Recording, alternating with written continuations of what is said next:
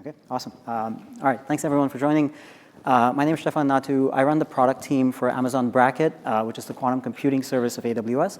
And over the next hour, I want to tell you a little bit about why we are super excited about quantum computing here at AWS, why our customers are very excited about it, and what really our long-term vision is behind why we built the Braket service, and how that really intersects with sort of the current state of play in the industry, if you will. Where is the industry right now? And what our roadmap looks like. I'll talk a little bit about how we're making progress towards that long-term vision. And towards the end of this talk, I have the great pleasure of sharing the stage with Elitsa Kyoseva. Elitsa runs the quantum algorithms team over at Nvidia. And Nvidia also, and she's going to share and she's going to tell us a little bit about why quantum computing is integral to Nvidia's strategy as well. And in some ways, many of the challenges that we're going to talk about here today on stage are really shared in common between us, between AWS and Nvidia. And so we're going to talk about an exciting new collaboration that we're announcing that we just launched actually today later on in this talk. So with that, let's get started. So bear with me. This might be a little familiar for some of you, but I just sort of want to set the stage for everyone. So so what really is quantum computing? So today when we think about classical computing, the fundamental unit for computing for classical computers are really bits. These are zeros and ones. And so one way you can sort of think about how a classical computer operates really is, right, you can think of it as a bit can kind of be either in the one state or in the zero state. What's really exciting about quantum computing is that this leverages the fundamental laws of quantum mechanics, which are the laws of physics that are obeyed by subatomic particles, right? Particles like electrons, photons, atoms, ions, and so on. And so the computing unit in quantum computing, or the qubit, if you will, has the property that it can essentially kind of be in any of this sort of state, between 0 and 1. And so therefore, automatically one way to sort of think about it is that the qubit can encode a lot more information than a classical bit. Now, of course, there's no free lunch, right? And so quantum mechanics is a statistical theory of nature. And so when you actually want to make a measurement, you have to sort of make many, many measurements to really sort of figure out whether the qubit is really in this state or in that state. So on the one hand, it can encode a lot of information. This is a property, sort of a phenomenon known as superposition. On the other hand, you have to sort of make many measurements in order to actually get an outcome. So then, why are we really excited about quantum computing? This is all sort of great in theory, but what's really exciting to us is that, since the 90s, there's now been, considerable evidence, theoretical evidence, that there are certain classes of problems that a quantum computer can basically solve exponentially faster than classical computers today. And what I mean by that is that, essentially as the sort of problem complexity grows, this is the axis here on the right-hand side, it takes a classical computer sort of an exponentially long amount of time or large amount of time to solve this problem, whereas, a quantum computer can in principle solve this problem, kind of much faster. And so this is one of the reasons why, we're excited about this. This is really a new paradigm of quantum computing, right? A new paradigm of computing, sorry. So, this is kind of a point that I'll make multiple times during this talk, that quantum computing is not about building a faster computer. This is not about building another kind of GPU, right? This is fundamentally a different paradigm, a different way in which, we need to do computing the way we need to think about it. So what are some potential applications? Why are companies and governments so interested in quantum computing? I just want to sort of throw one number and one statistic out there. To my knowledge, about 30 or so countries all over the world have made quantum computing a strategic sort of sovereign capability, and investing sort of almost over $40 billion now, to our knowledge in sort of the development of quantum capabilities, both regionally and worldwide, right? And so some of the applications for quantum computing, there's sort of two ways of thinking about it. One is, if your problem is inherently quantum. So, if you're sort of trying to study like new states of matter, or if you're trying to study atoms and molecules, and you're trying to discover, new materials, or you're trying to study the static and dynamic properties, or you're doing high energy physics, these are fundamentally quantum mechanical problems. And so you could imagine that a quantum computer is better at solving them than a classical computer. And these have applications in agriculture, whether that's building of better fertilizers, or in the renewables energy industry. So for instance, designing better materials for energy storage and for building batteries and so on, and as well in the pharmaceuticals industry. Another class of problems are really fundamentally classical problems, right? So these are problems in optimization, these are problems in financial services like portfolio optimization or derivatives pricing, or even in machine learning, where researchers are actively exploring whether a quantum computer can solve these problems faster than the classical computer, maybe with lower cost, maybe with lower energy footprint, right? Because these are all the sorts of types of things that these are the kinds of problems that today are sort of running up against those types of limits, right? And they, so for an example is kind of training these large-scale ML models or LLMs, right? Which, as we know, are kind of running into the limits of sort of modern supercomputing today. So what is really our end goal? Why did we decide to build Amazon Braket in the first place? We launched the service in 2019.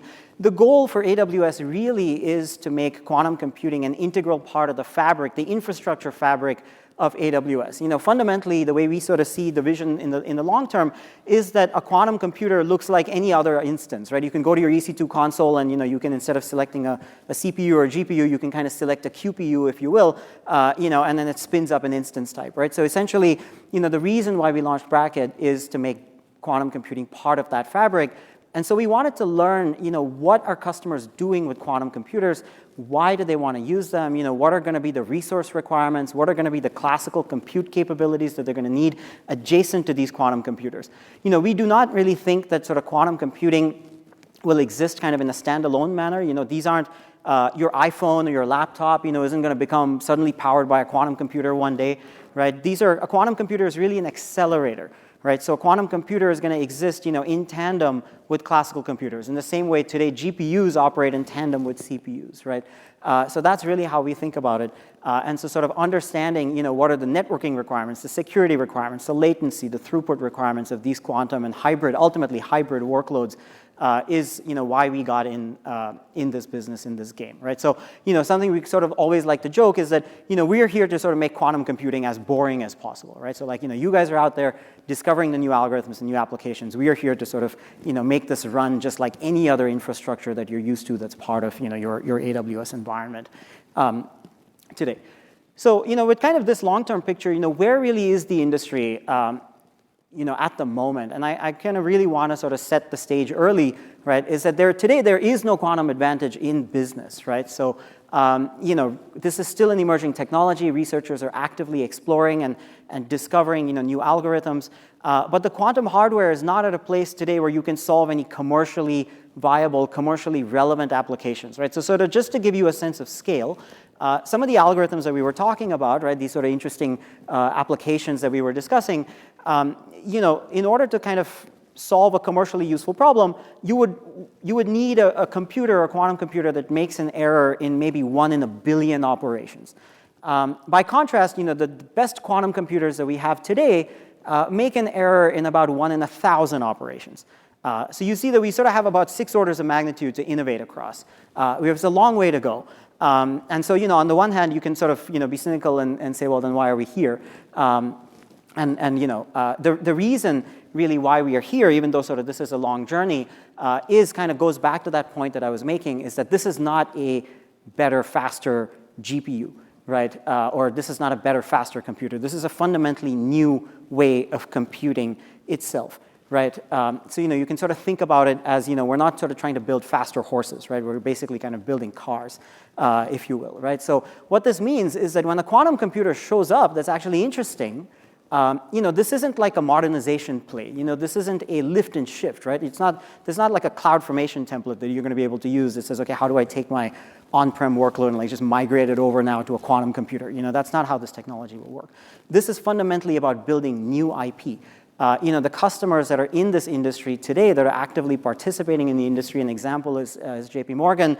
If you go to this talk, which I highly recommend you to do with QTC203, you'll hear from Airbus, you'll hear from Vanguard, customers who are actively engaged in the industry. The reason they're doing this fundamentally is to build new IP, is to build new algorithms, right? Because the fundamental algorithms that take your business logic, that take your business problem and map them onto a quantum computer need to actively be developed, and these are actively being researched upon, as we speak right now and today, right? And so that's kind of really the goal, is that, even though this is sort of a long way away, it's essential, sort of the point that this quote is trying to make is essential to sort of invest early, even though, your investment footprint might be small. And so a natural question that you might ask is, well, if there's no production use case, what is the customer journey in quantum computing? What does that actually look like? And it's an R&D journey. And really I like to think about it in terms of these sort of 4 stages or phases, if you will. So the first phase of the journey is to figure out, what are some use cases, right? I mean, is quantum computing even relevant to my business, right? I mean, if your business is building a web application, maybe quantum computer is not that useful for you. And the sooner you find out, the better. And so what are the use cases for quantum computing and in your business? Once you find out those use cases, you want to benchmark, customers want to benchmark those use cases against the technology that's out there. And for many customers, that is their quantum strategy. We see this on Braket all the time, where anytime we launch a new device, we have customers that come in and they test out their algorithms, and they, sort of are tracking and measuring progress in the industry. They're seeing how, improved hardware advances allow them to do a little bit more. And they say, what, okay, there's no commercial advantage yet, I'll come back later. And that's a perfectly sort of valid approach. But the pioneers that I was referring to on the earlier slide are not necessarily satisfied with that, and there's a number of customers that really want to push the boundaries. Because if you sort of think about it, this is disruptive technology, right? So, you could imagine a world where, one day somebody discovers an interesting application for a quantum computer, and they just buy all the quantum hardware that's out there in order to sort of maintain a specific competitive, in order to sort of extend a competitive advantage that they want to gain. And so, there are customers, experts essentially, that are out there that want to push the boundaries. They want to have access to the latest and the greatest technology that's there, even though the user experience and they're willing to sort of compromise around the user experience because they want to sort of get a hold of the cool, interesting stuff, and they want to go test it out for themselves for the first hand. And ultimately, it's about figuring out, what are going to be all of the requirements around making this a production reality. And what does that look like? What does the software stack around that look like? And so this is really what I want to spend the rest of my time here talking about today. So starting with kind of discovery of use cases, if you're a business and you're wondering, what are the use cases for quantum computing to my business? We're super excited to announce this new program that we launched last week. It's called Quantum Embark. Quantum Embark, the goal of the program is to get customers from being quantum curious to basically being quantum ready. It's a fully pay-as-you-go program. It has no long-term commitments tied to it, and it's a modular program. And the idea basically is that it consists of 3 modules, and you can either do all of them or you can choose whichever one that you want. And the goal of the modules is as follows. So the first one is use case discovery. Really what we're trying to do there is help you identify the broad gamut of quantum use cases that might be relevant to your business. It's about getting your executive leadership understanding the potential of this technology, understanding when this technology might impact your business, and the outcome really is an executive level, high level white paper around what are the quantum use cases that are relevant to your industry. And if you go to this session later on in the week, you'll hear about how Vanguard, who has been a preview customer of this program, has already been starting to get some value out of this program. Now, the second module is all about training and enablement. That's when we're going to get hands-on. You're actually going to experiment with how customers use real quantum computers today, and that happens through the Amazon Braket service. And really the goal of this module is to get practical. And this is not just about kind of running a bunch of Hello World examples. The examples that we'll run will sort of be tailored to your specific vertical and to your specific kind of industry, if you will. And then the third module is called the deep dive module, which is really focused around getting kind of a glimpse into today's research process. So we sort of give you exposure to the state-of-the-art algorithms that are out there that might impact that particular use case that we've picked from the use case discovery. We'll talk about how you can benchmark that use case against the different types of hardware modalities that are out there. For those of you who don't know, there's about 50 or so different quantum hardware startups today that are building various different modalities of machines. I alluded earlier to electrons, photons. There's hardware startups that are building quantum computers using diamond, using photons, using superconductors, using ions, and using neutral atoms and so on. And so what you really want to do is be able to benchmark against those algorithms, against these different technologies, and understand their nuances, because they all have their different pros and cons. And then finally, the sort of goal of this ultimately is to get you to a state where you can kind of make a practical decision. Quantum computing is sort of very abstract, and it sounds very great. And one thing that we hear a lot from our customers is, we've got these 6 orders of magnitude to innovate across. So when should I start?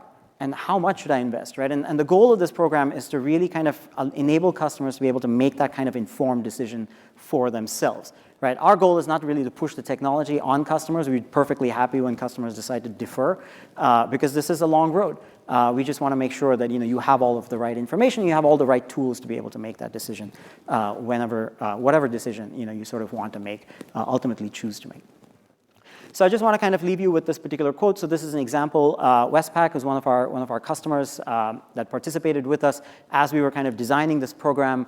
Westpac sort of has this kind of very long-term, takes a long-term view towards emerging technologies. They have a head of innovation, Nick, and he was kind of a champion for getting this program off the ground and kind of enabling and getting the sort of Westpac leadership team kind of educated and essentially going on quantum computing. So the next step in the journey is benchmarking against the technology that's out there, and that's really the goal of the Amazon Braket service as a whole. So when we launched Braket in 2019, we were sort of thinking like, well, how should we approach this, right?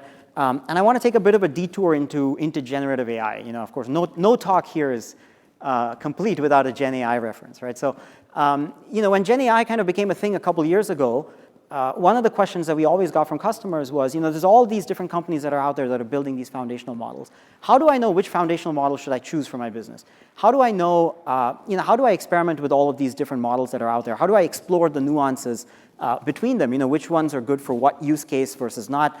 There's all these sort of very specific aspects around these different models, and how do I do that? And so when we launched the Amazon Bedrock service, really the goal was, well, let's try to simplify that. Let's knock down those barriers as much as possible, so that customers don't have a diverse user experience if they're using Facebook's Llama model, or if they're using Anthropic's models, and so on, right? Let's try to unify that user experience wherever possible and break down those barriers. And so really when we build Braket and we think about emerging technologies, we think about it in the same way. Today, as I said, there's all these 50 startups that are doing quantum computing.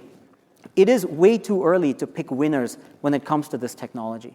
So the worst thing that you can do as a customer is to be locked into a single vendor's or single hardware provider's platform for a very long amount of time. And so really the goal behind Braket is to give customers a choice of different hardware modalities to experiment with, and to do that in a pay-as-you-go way. And pay-as-you-go is also very important for us. And the reason is that, again, this is emerging technology, right? So when a hardware provider comes up with a new generation of a device, customers will often discard the previous generation, right? So, today that's not the case with EC2. Today when EC2 comes up with, let's say, a C6 instance, customers might still want to use the C5 instance because maybe you don't really care about the added benefits of the C6 that you get, or maybe you don't care about the price, or the price differential. Maybe it's not differentiated enough for the application that you're trying to run. That's not the case in quantum computing. There is no notion of price performance in quantum computing today. It's all experimental. These machines have a finite sort of set of interesting things that customers can do with them.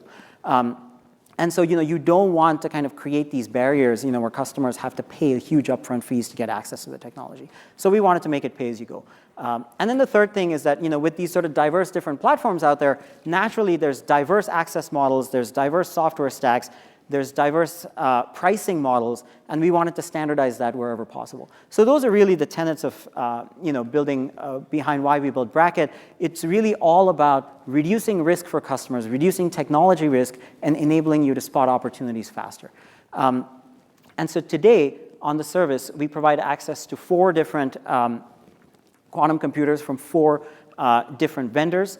And I want to just give you a little flavor of each of them. So the one on the right, which is QEra, this is a neutral atom-based quantum computer. So this is not a gate-based quantum computer. So it's actually kind of a niche device that's suitable for sort of very specific types of applications. It's not sort of what we call a universal quantum computer. Nonetheless, customers who are interested in studying novel states of matter, they're interested in studying kind of high energy physics, they're interested in exploring kind of problems in optimization and graph problems in particular, are very interested in using this device. The 2 in the center, these are really superconducting devices. And so, our goal is to really give customers access to different flavors of the same technology from different vendors, because these different vendors have their own nuances in how they think about the technology and how they think about their roadmaps, and we want to expose those to customers as well. And then on the left-hand side, which is, it's a trapped ion device from IonQ, and here we really have two different generations from the same provider. So again, this goes back to this point of tracking progress. You can understand how, as generational advances are made in this technology, how can you do incrementally more, when these new devices show up. A key point that I want to make here is that, these aren't just logos on a slide. We talked about sort of our long-term vision of ultimately making quantum computing part of the infrastructure fabric of AWS, and we take that very seriously in the sense that, we are very much focused on basically providing a consistent user experience, a single set of pricing dimensions, a single set of access models, and a single SDK to access all of these devices. So this is really about, reducing those barriers. I want to give you an example. So with IonQ Forte, a device that we launched in on-demand last week, we now have 15 hours of access, 5 hours a day. And we take this very seriously. The IonQ Forte device was actually available on reservation only for a very long period of time, because it was not operationally at a place where we could put it in front of customers for 15 hours a day, 5 times a week. We finally think that the device is there, and that's why we were excited to announce this last week. This is a device that has it's the highest fidelity device on the service, and fidelity is important because, as I said earlier, these machines make an error once in 1,000 operations, right? So, the name of the game is, fewer errors you make, the better the fidelity, the fewer errors you make, the better the results that you get. All-to-all connectivity is an interesting property of these trapped ion systems. What that means is that when you try to map your algorithm onto the topology of the quantum computer, you need to use fewer gates. And if you're using fewer gates, that means you're making fewer errors. Again, you can get better outcomes. So kind of moving on to the third part, which is really about, so like I said, the on-demand aspect of the services is suitable for sort of most customers, but there are experts that really want to push those boundaries, right? And when we launched Braket, the philosophy that we had was, well, this is really about the cloud. Clouds are about democratization. It's about creating sort of guardrails for customers to go and innovate. But the reality is that, what we've learned is that while in the long run, we can treat quantum computers as, maybe interchangeable sort of EC2 instances, the technology is really far from that today. Today these quantum computers have personalities. They have moods. And so what researchers really want is that in order to get the most out of these machines, they actually want to directly engage with the hardware vendors. So on normal Braket, when you run a circuit on the service, we obfuscate all of this customer data away from our hardware vendors. But with Braket Direct, what we've done is that we've essentially created a channel for our customers, for researchers, to really engage directly with the hardware providers. And that's great for experts, because the hardware vendors also want to basically showcase their latest and greatest technology to figure out where should they double down on their roadmap and what should they discard. And so the idea behind Braket Direct is we really think of it as an innovation sandbox for customers and hardware providers to come together and essentially accelerate the pace of innovation around this technology. So like I said, we had IonQ Forte available through Braket Direct for a long time. We have now exposed it into on-demand. But really the idea behind Direct is that new emerging hardware capabilities, new emerging software capabilities can show up here. And these are really expert-oriented capabilities. So, these experts may, in principle, be okay with sort of having a, loosening some of the guardrails around the user experience, around some of the aspects of the cloud that, we as AWS generally hold sacrosanct, right? And in the long run, while we think that the industry will get there, Braket Direct is sort of attuned to the needs of the market, to where the technology really is today. And so, this shows some work that we did with Oak Ridge National Labs on using Braket Direct. So I want to spend next a little bit of time sort of talking about what that future looks like. So you're sort of the expert, you want to kind of lay that groundwork for what, future production workloads might look like. And thus far, everything I've told you, it makes it sound like it's really all about the quantum computer. So if you're sort of deciding, what platform you want to choose in order to sort of experiment and expose with this technology, you might be sort of tempted to think that, it is really all about the box. And so whoever has the best box, that's where I should go. But the reality is that that's not the case because, again, this is not lift and shift, right? This is not This is not a bigger, faster supercomputer. It's a new paradigm of computing. And so what this really means is that similar to, like in machine learning, where you sort of see the ML portion to be like a small component of the actual workflow, right? The actual workflow, like data processing and model exploration and all this other stuff. In the quantum workflow, in a sense, it's kind of similar, right? The entire quantum stack needs to be developed, right? That means that, error correction, the error correction algorithms that we use classically to correct errors in today's regular computers don't apply to quantum computers. So we need to develop new error correction schemes, new error correction algorithms, error mitigation schemes, and pre- and post-processing compilations, compilation techniques, new operating systems need to be developed. New algorithms need to be developed where, potentially quantum advantage, quantum computer may have, this sort of exponential speed up or exponential advantage relative to a classical computer. And then finally, you need to figure out how to actually map your business logic to those quantum algorithms, right? Just like, in machine learning, we've got sort of these canonical algorithms, right? Like you've got your k-means and you've got your logistic regression and so on. But if you're trying to solve a credit card fraud problem, you're trying to figure out, well, how do I map this fraud problem over to one of those algorithms? You have to do the same thing in quantum computing, right? And so, ultimately, what we are sort of seeing happening in the industry is that the number of personas that are now getting engaged in quantum computing is starting to increase, right? It used to just be people that wanted to build better quantum computers, physicists, basically. And now, we're starting to see software developers, we're starting to see algorithm developers, and ultimately an ecosystem of application developers. So I want to give you an example of that. Q-Control, out of the sort of, there's about a couple dozen or so startups that build on top of Braket today. So Q-Control has an offering that's known as Fire Opal. This product is basically focused on kind of abstracting away all of those low-level details associated with, compilation and pre-processing and post-processing away so that the researchers can just focus on their optimization algorithm. And that's built on top of AWS, and it basically uses Braket hardware behind the scenes. And so this is an example of a recent work that we did together with Accenture Federal Services and Q-Control to basically explore this problem of essentially kind of trying to find bad actors, within a network or identify suspicious behavior in a network. And so the problem was ultimately, essentially kind of mapped onto this problem of, how do you find the most number of connected nodes on a graph, which is a problem in optimization known as a max cut problem, which was then mapped onto a quantum problem called the quantum adiabatic approximation algorithm, or QAOA.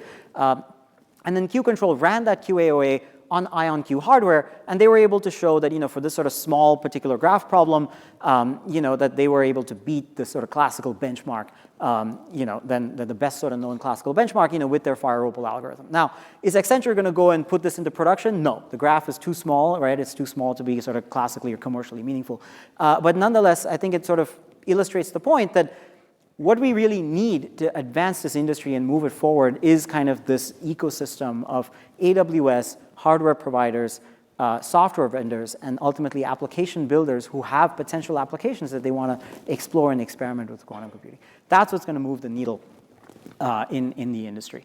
And then the final point that I want to make that I want sort of you all to take away is that really in this entire picture, everything except that sort of quantum operation actually happens classically. So all quantum computing is hybrid, right? So do not think that, we do not sort of subscribe to this theory that quantum computers will displace classical computers. We don't think that that'll happen.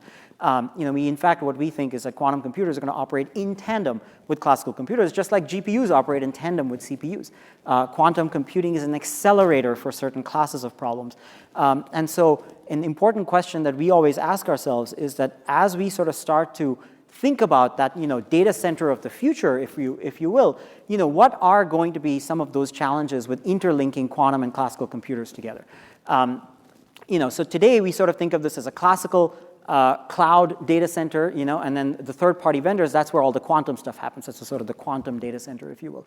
But really in the future, there's no such thing as a GPU data center. There's just data centers. And it's the same thing is going to happen in the future because ultimately, these applications that we just discussed, these are applications that are really, really pushing the boundaries of modern supercomputing, modern classical computing today. And those are the potential applications that quantum computing is ripe to disrupt, right? And so ultimately, some of the questions that we now find ourselves thinking about and grappling with are, what are going to be those latency requirements, the throughput requirements? Where is that classical computing going to be located? Do we need the classical to be happening in real time, which as we might need for error correction algorithms, or can the classical computing, sort of have hundreds of milliseconds of latency, or does it need to be single millisecond latency for what specific kind of applications? Naturally, this has price implications, this has performance implications, and these are some of the important questions, that we are essentially sort of trying to answer as we sort of move forward. So, in kind of trying to answer some of these questions, I want to now, it gives me great pleasure to invite Elica to join me here on stage and talk a little bit about, how Nvidia views this and what their strategy is. So I'll hand it off to you. Stefan. Thank you. Hi, everyone, and thank you, Stefan. He also joined me later on stage, so you'll be able to hear from him again. It's a great pleasure to be here today to represent Nvidia and to also tell you more about our partnership and how the visions of our companies are actually really matching so well. And Stefan drove some of the points so far. I will reiterate them again, and I will also tell you and define what the accelerated quantum supercomputer looks like and what Nvidia is actually doing to build it. My name is Elica Kioseva, and I'm Director of Quantum Algorithm Engineering at Nvidia. So before looking forward to the future, where quantum computing lays, it always is very helpful actually to look in the past. And in particular, this is very helpful because Nvidia has a history of accelerating computing revolutions.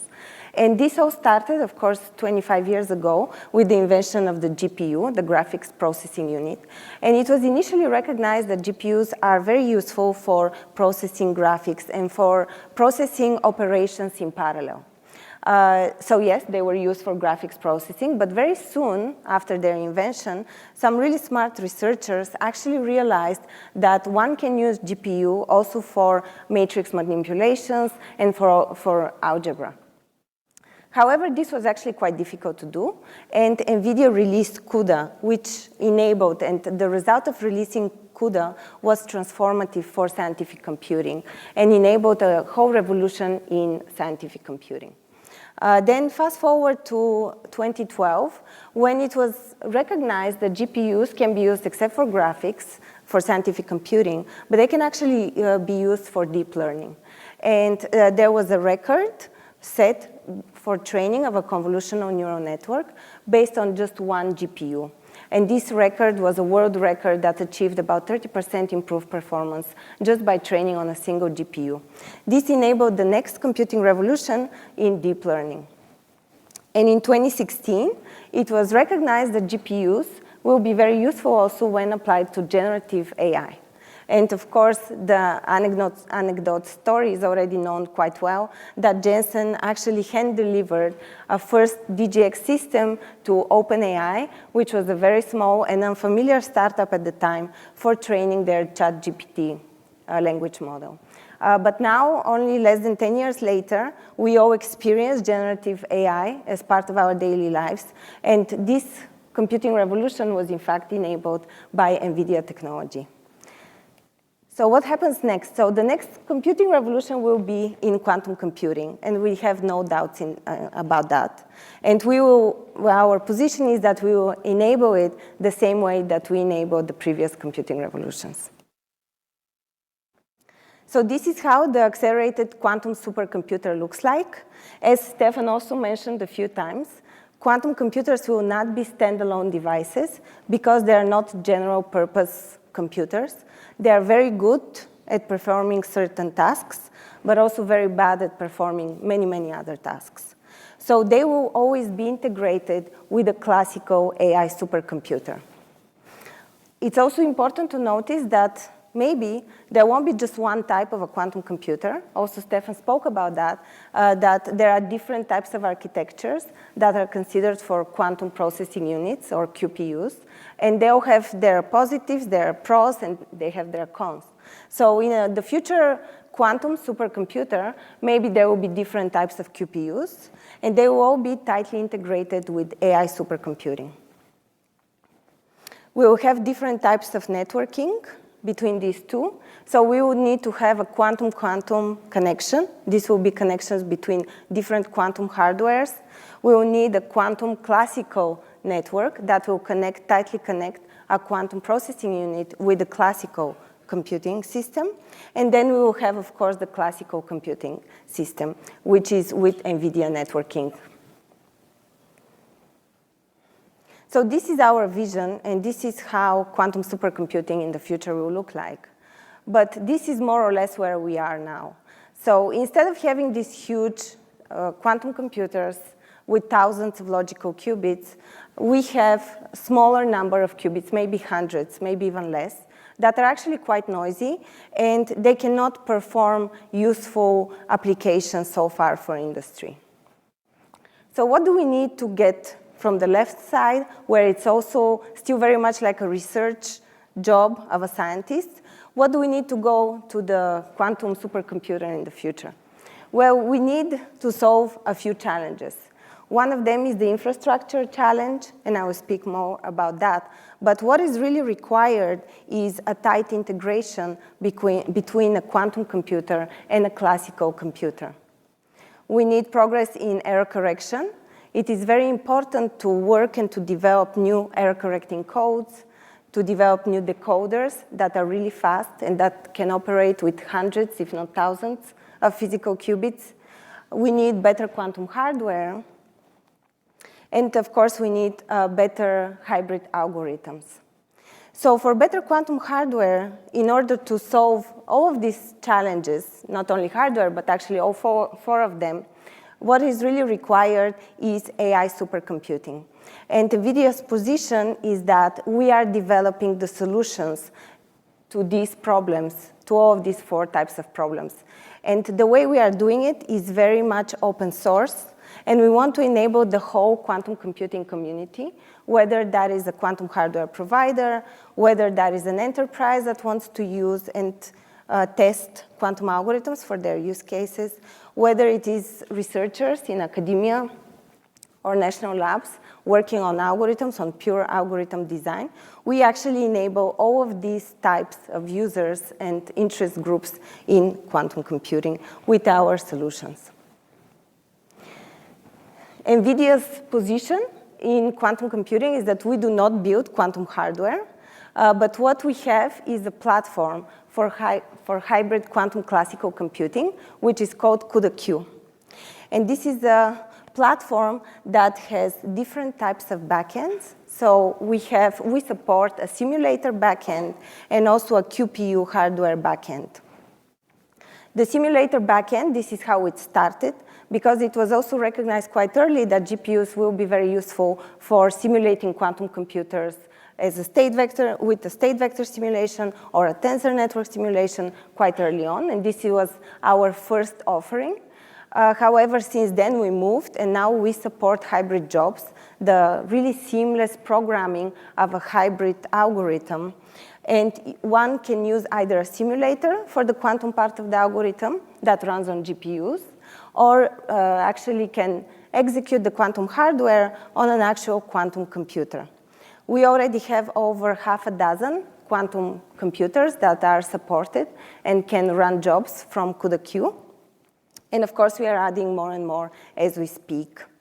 The whole CUDA-Q platform is GPU accelerated end-to-end, which means that everything that we offer is really best in class in performance.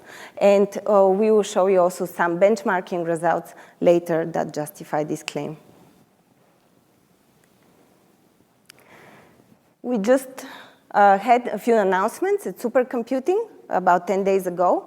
And we announced the first libraries that are supported in CUDA-Q. They're called CUDA-QX libraries. And we have currently 2 libraries. One of them is CUDA-Q-QEC, which is the library for quantum error correction. And it includes all of the quantum error correction primitives that will enable researchers to analyze their code and to find the crossover point between the errors of the physical qubit and the logical qubit. Another library which we included is CUDA-Q solvers. This is a library, GPU accelerated, of course, that includes actually all of the popular solvers. So these are VQE, Adapt VQE, QAOA, and of course, we are working on adding more in the future. Another big announcement for us that came during supercomputing was dynamics in CUDA-Q. This is a solution to this design better hardware problem that I mentioned that NVIDIA is very interested in solving. So quantum computers are still limited in operation because of the errors in the quantum chips. And what happens is that when we have an error, which happens actually quite often, so for Google, for example, the numbers are about 10 to the minus 4 for a single qubit gate and 10 to the minus 3 for a 2-qubit gate. But what happens is that when we have errors, this propagates down the computation. And unfortunately, it makes the computation intractable or really unuseful very, very quickly. So the current hardware providers, what they do is they do a lot of simulations at the individual qubit space or at the individual qubit cell for very accurately modeling that qubit cell as an open quantum system. And they perform these simulations many, many times before they actually build a quantum processing unit in the lab.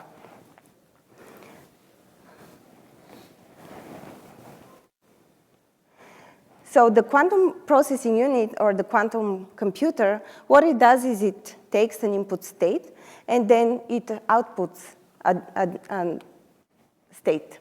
However, we need to perform many, many measurements, of course, because the measurements can be different and the computation ends up the measurement probabilistic, so we end up with a different result and we need to do many times the same operation.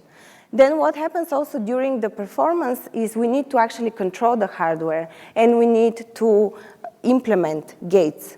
These gates have errors in them and also the qubits are actually quite noisy and they can talk to each other and have different types of crosstalk. All of these actually can be improved. All of these error channels can be improved with a better hardware design. And as I mentioned, so a hardware company, when they're designing a quantum hardware chip, they perform a lot of simulations for a particular chip design. And they perform this many, many times, maybe about 50 times, before they actually know exactly what is the design they want to build. Currently, a design like that takes about a week, and they perform on average about 50 designs. So it takes a hardware provider about a year until they have solidified the design of their quantum chip before they proceed to build it in the lab. With the CUDA-Q dynamics, we reduced this time to about an hour versus 1 year. And now I invite Stefan. Thank you. Oh, perfect, thanks. Yeah, so Elisa just talked about, kind of how we can improve design cycles on the hardware side. On the software side, on the algorithm side, it's sort of very similar story, right? So, think about, again, going back to like a typical, say, ML workflow, right? Like if you're a data scientist and you're kind of trying to develop, say, a credit card fraud model or what have you, you're typically iterating and experimenting with these algorithms with different hyperparameters, hundreds of times, right, before you kind of finally run that model on the full data set, the production data set that you have, ultimately in order to put that into production. So it's a very, very similar workflow that today quantum researchers are doing when they're trying to develop new algorithms that they want to test out for quantum computers. The only difference is that a quantum computer is about 1,000 times more expensive than a classical computer. And so providing these researchers the tools that they have to simulate quantum computers is super, super important. And so when we sort of think about that interplay between classical and quantum, one of the things that you really start to run up against is the classical computing capacity as you try to simulate bigger and better hardware. And so here's an example on this graph where we're showing you that, on the blue curve here is basically what the amount of time it takes, the runtime it takes to simulate a specific algorithm as you increase the number of qubits. So as you, for instance, go from the 25-qubit Arya device to the 36-qubit Forte device, for instance, what does that simulation time look like? And you can see that already for a fairly powerful, C518 is a fairly powerful CPU instance, it's starting to become, hundreds of seconds to simulate like a 25-qubit algorithm. And so you can start to see that, and this curve, as you can tell, is also growing exponentially. So as that qubit count grows, this hardware becomes exponentially harder and harder to simulate. However, what we see is that when you run the same algorithm, on a GPU, you can get significantly lower, much lower runtimes that enables you to sort of push that boundary just incrementally further. Right? Now, of course, at some point, the name of the game is that you won't be able to simulate this hardware, but the idea is that you want to sort of make this as easy as possible for researchers and give them the tools to access, right? You want to give them access to CPUs, to GPUs in a way where they don't have to manage that capacity themselves, manage that infrastructure themselves, and they can focus on the algorithm development. Similarly, another plot that we wanted to show is, so that talks about the benefits of the infrastructure. But what about the benefits of the simulator itself? So what Elitsa talked about is that the CUDA-Q simulator itself is more powerful than the more popular sort of open source simulators that are out there today. For instance, the Cirque simulator that's available on Google, or the IBM Qiskit simulator. And so all of these simulations are running on exactly the same hardware, exactly the same infrastructure. But what you see is that the CUDA-Q simulator running on AWS is basically kind of significantly faster, right? In certain cases, sort of over 75 times faster. So the faster customers can run these simulations, the more quickly they can experiment and iterate and innovate on this. And so therefore, we are super excited to announce just today that now CUDA-Q is supported on Amazon Braket, both via our hybrid jobs feature. So customers now have access to CPUs and GPUs on Amazon Braket, and they can take their CUDA-Q programs and they can basically run those on simulators available on Braket, as well as on all of the different hardware options, on all of the different quantum computers that we have on Braket. So the idea was to sort of take the benefits of CUDA-Q that Elitsa just talked about and combine those really with the benefits of Braket, with the pay-as-you-go, with the priority access to hardware, with the choice of different hardware modalities. So really, by changing a single line of code, you can essentially now go from running your CUDA-Q program on a simulator, on a CPUs, on GPUs, to running them on IQM, to running on OQC, QEra, and so on.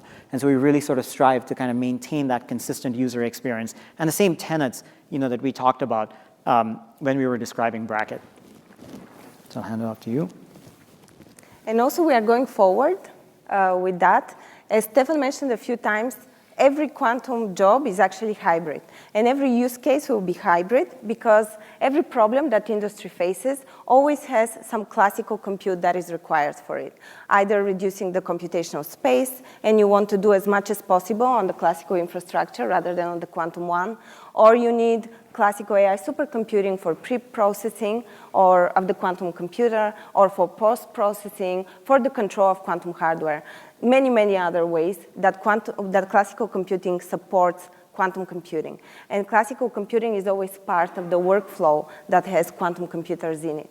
So what we announced today also is actually a collaboration between Nvidia and AWS, where we will be looking at defining the hybrid quantum computing stack on the cloud, which means that we will look at different types of use cases as hybrid use cases, and we will analyze their workflow characteristics. This means how big of a quantum computer does it require, this particular use case? How big of a classical computer also does it require?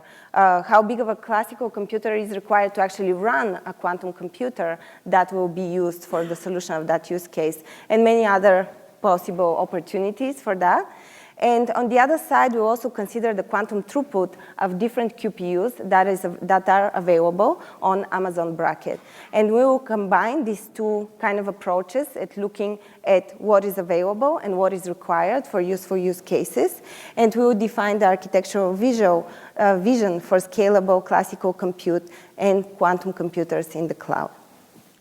Awesome. So thank you all. So with that, I just basically want to share some resources for you to kind of get started. If you're looking to get going with using CUDA-Q on Braket, we just have a blog post that came out literally an hour ago, so go check that out. Quantum Embark, which is a program that I mentioned to go from sort of being quantum curious to being quantum ready, that we launched last week as well. If you want to sort of get hands-on and really explore and kind of push the boundaries with Braket Direct, then go to the Braket console, check out the various Braket Direct offerings that we have, and get started. So yeah, with that, I want to thank you all for your time. I really want to thank Elitsa for taking the time to talk about NVIDIA as well. And yeah, I appreciate you all for coming. Thank you.